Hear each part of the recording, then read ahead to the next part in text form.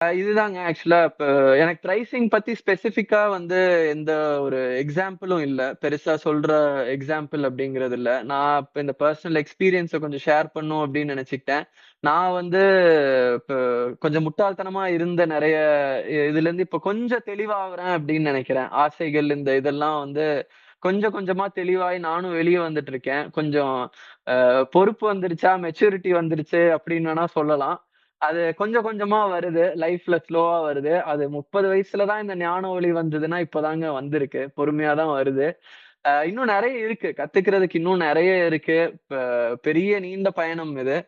So நான் உங்கள்ட்ட எல்லார்கிட்டயும் பார்க்கிறவங்க கிட்ட நான் சொல்ல ஆசைப்படுறது இதுதான்.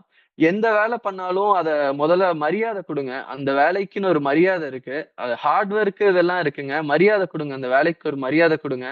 நேரத்த ஒதுக்குங்க. ஹார்ட் ஒர்க் போடுங்க.